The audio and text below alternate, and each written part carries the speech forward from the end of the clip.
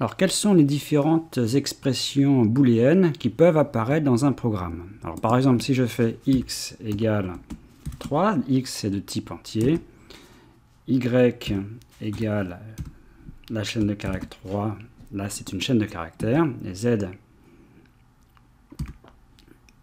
égale, là je prends la liste constituée uniquement de 3.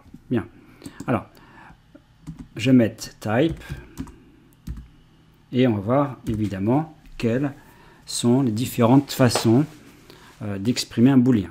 Donc ici, je vais mettre évidemment, la première façon de faire, c'est mettre true, c'est un booléen. Je pourrais mettre false, c'est un booléen. Alors, il y a de la double égalité. Par exemple, si je fais x égale 2. Donc, x égale à 2, c'est une expression, c'est soit vrai, soit faux. Regardons le type.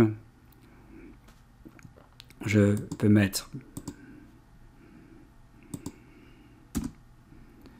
inférieur ou égal, supérieur ou égal, inférieur ou supérieur. Ça, on l'a déjà vu. Alors, il y a une autre façon aussi de faire, c'est comme ça, faire directement.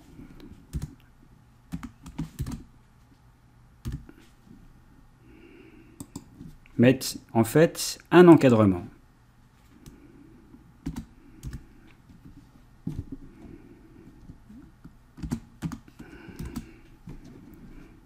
Donc, ça, ce qu'il y a ici, c'est une expression de type booléen.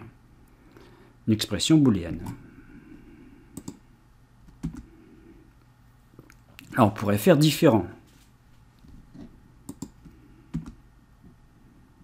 Différent.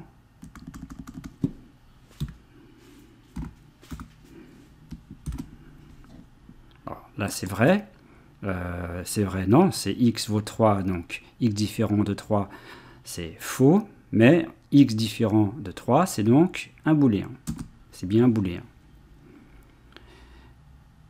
Alors, d'autres façons d'écrire des booléens. Par exemple, avec in. 4, alors je remets ici type, et je vais mettre par exemple in. 4, in. Alors, par exemple, est-ce que c'est dans le tableau Z? Donc, 4 in Z, c'est vrai ou c'est faux? Regardons. C'est bien booléen. Je pourrais mettre avec Y, c'est une chaîne de caractères. Donc, si c'est une chaîne de caractères, il faut que je mette des caractères. Donc, ici, le caractère 4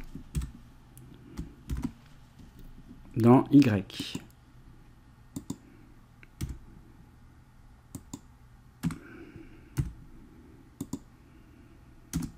C'est vrai ou c'est faux?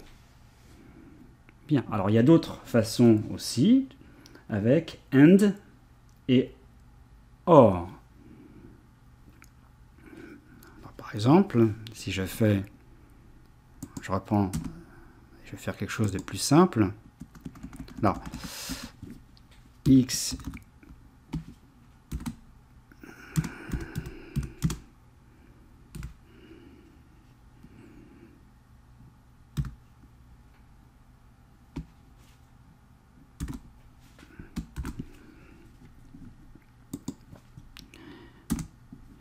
alors, et pareil avec OR. Alors, il faut bien comprendre ce que signifie le AND.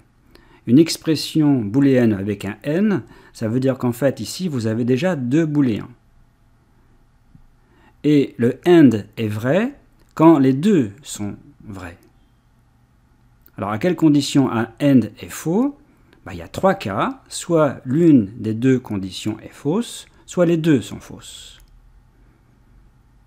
Donc, c'est important quand vous allez faire un while, par exemple, avec un AND, vous rentrerez dans la boucle while quand les deux conditions, les deux booléens,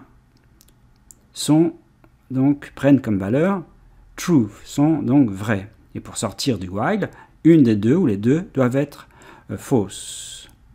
Pour le OR,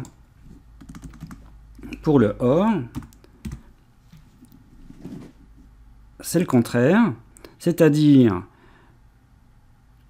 le OR est vrai, donc tout ça c'est bien booléen. Si je refais ici, on vérifie bien que c'est un booléen.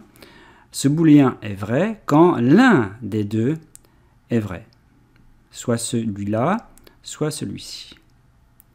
Par contre, le OR est faux, dans quel cas? Eh bien, les deux doivent être faux. Alors, également, une dernière façon d'écrire un booléen, c'est avec not. Alors, je mets type et not. Not, et là, je mets un booléen dans les parenthèses. Par exemple, not 5 in y. Regardons. Booléen. Donc ici, il y a not, et à l'intérieur des parenthèses, il y a un booléen. Not, un booléen, c'est donc également un booléen. Alors à quelles conditions? En fait, ici, concrètement, ça veut dire est-ce que 5 est dans y? Et not 5 in y, 5, est-ce que 5 n'est pas dans y? Donc ici, 5 n'est pas dans y, donc le not 5 in y est vrai. Alors, on peut regarder d'ailleurs, hein, si j'écris not 5 in y, ce que ça donne, c'est true. C'est vrai. 5 n'est pas dans y.